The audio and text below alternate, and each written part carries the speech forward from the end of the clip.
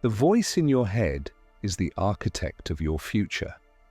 It builds your identity brick by brick, word by word, and whether you rise or fall will be determined by what that voice is saying when no one else is around. Every man hears it, but not every man masters it. Some men let that voice break them. It whispers doubt, shame, fear. It reminds them of every failure, every rejection, every weakness, and over time they begin to believe that voice more than the truth. But others, the rare ones, they command it. They speak to themselves like warriors. They use that voice to rebuild mountains out of rubble. Not because life has been easy, but because they refused to be silent victims of their own minds. Here's the raw truth. You are always talking to yourself. Even when your lips don't move, your mind is speaking.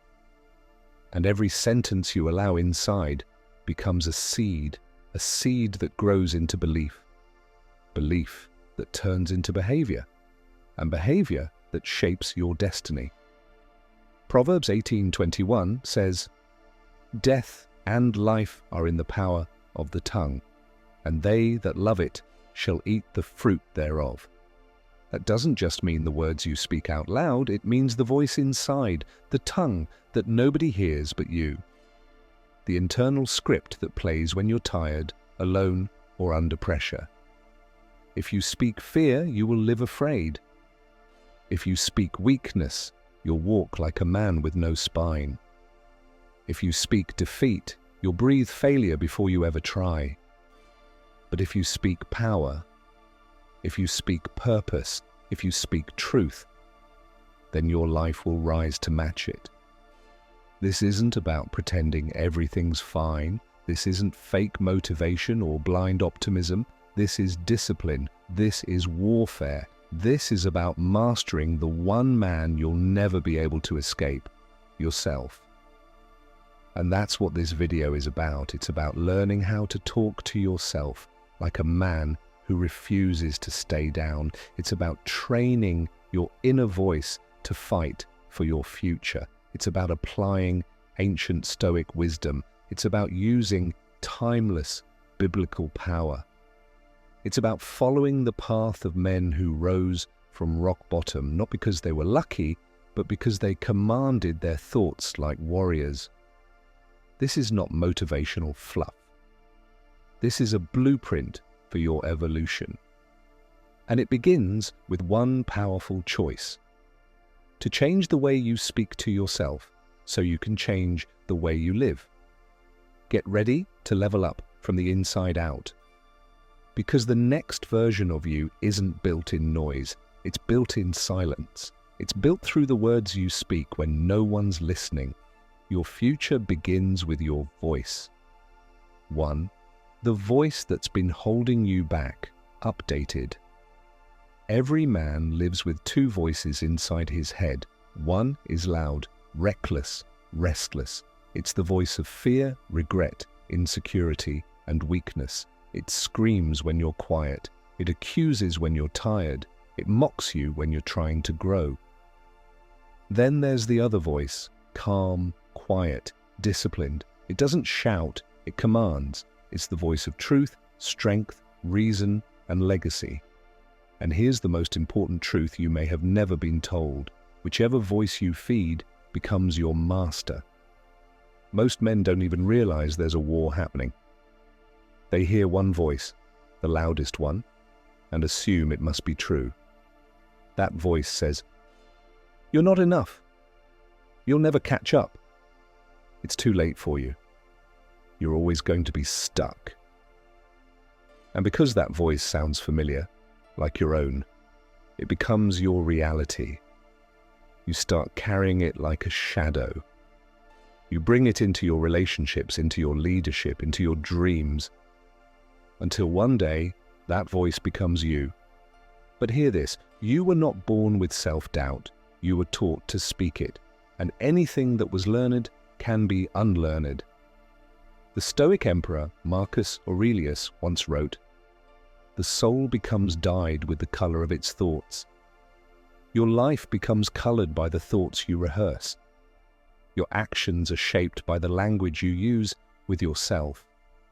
No man rises higher than the words he repeats in silence. And here's what Scripture shows us, time and time again. God never chose men because they were perfect. He chose men who believed and dared to speak what they believed. As it is written in 2 Corinthians 4:13, I believed and therefore have I spoken. That's the pattern. They didn't win by strength alone. They didn't win by perfection. They won by the voice of faith. David didn't beat Goliath because he was the biggest man in Israel. He wasn't trained like a soldier.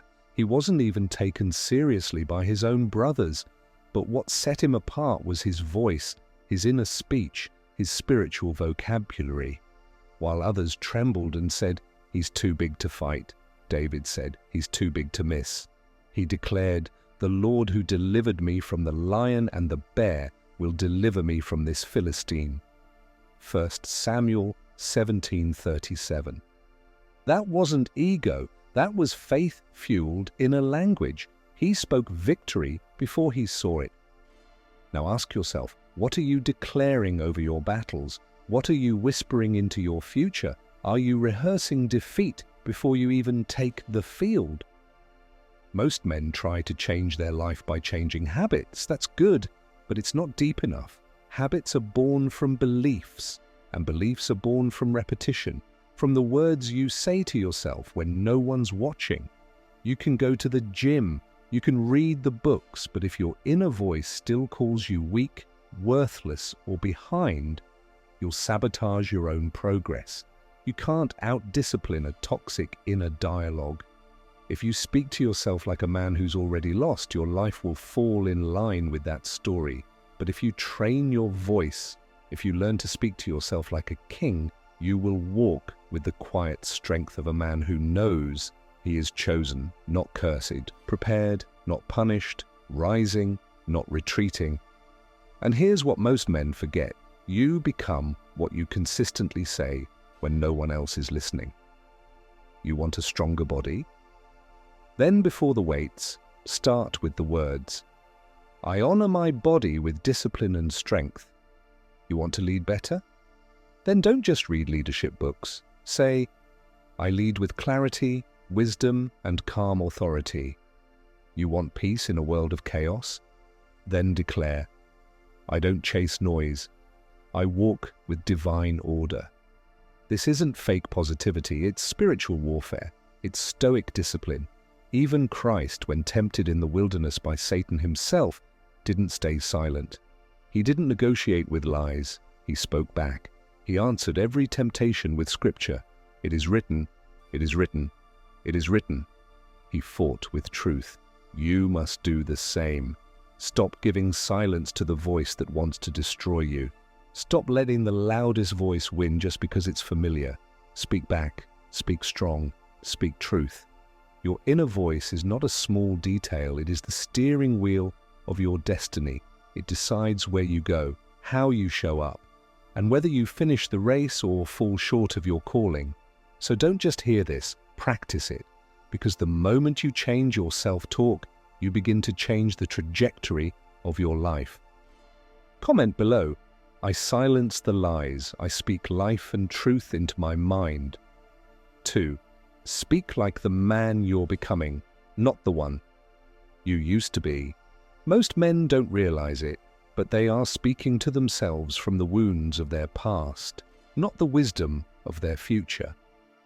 They repeat the language of failure, the echoes of childhood doubt, the words spoken by parents who couldn't see their potential, the accusations of teachers who labeled them too slow, too weak, too much of something, or not enough of anything. The broken promises, the broken relationships, and the bruised confidence that life has thrown at them. So, their inner voice becomes a graveyard, full of what-ifs, regrets, and guilt. Every time they try to rise, the voice drags them back, pulling them deeper into the chains of their past. But hear this, and hear it loud. You are not what happened to you. You are what you choose to believe next. Your future is built on what you declare, not what you've endured. There's a profound story in the Bible that perfectly illustrates this. A man named Jacob lived his life with a reputation: deceiver, trickster, liar. His name meant supplanter, or one who deceives.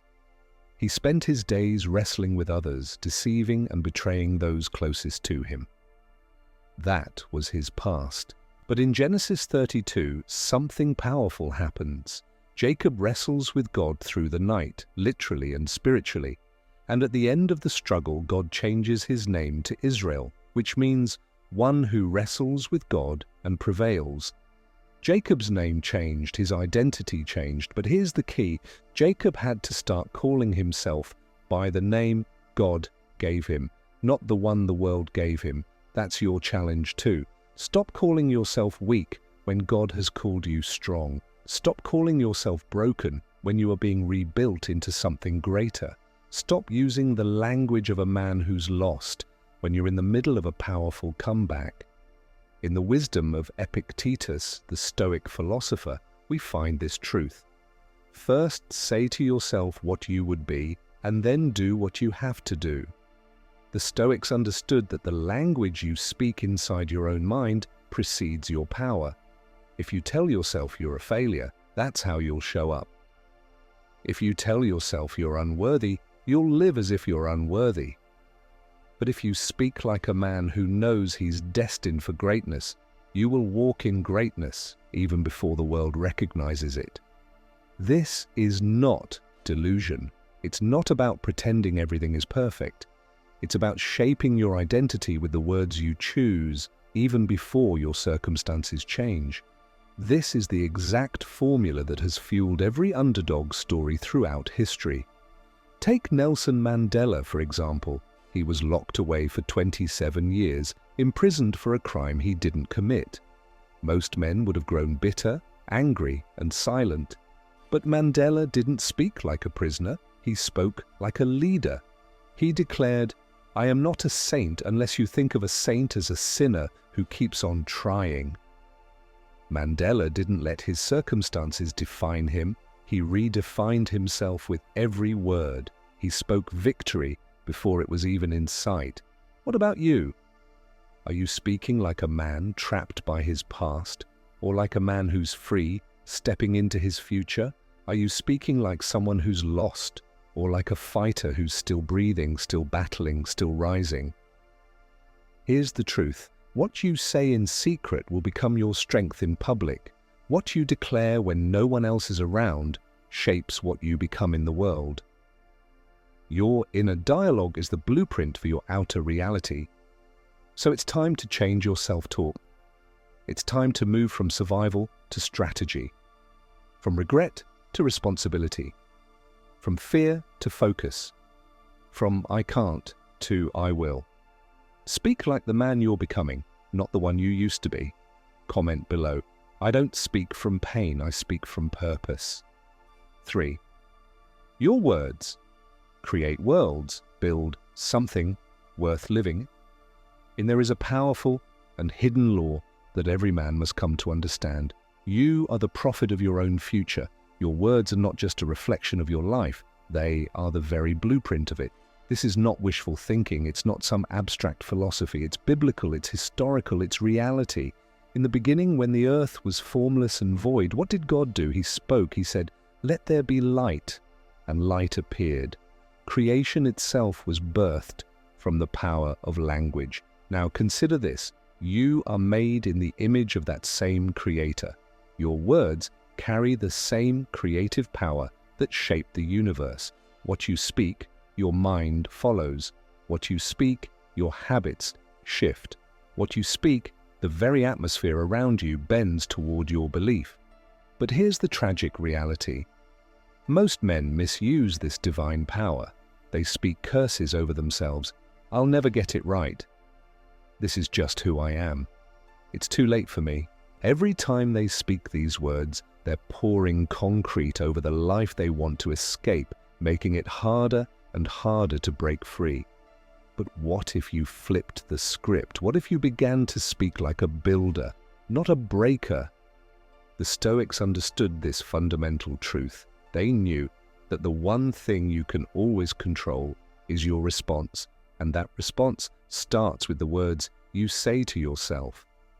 Epictetus, the Stoic philosopher, put it simply: man is not worried by real problems so much as by his imagined anxieties about real problems.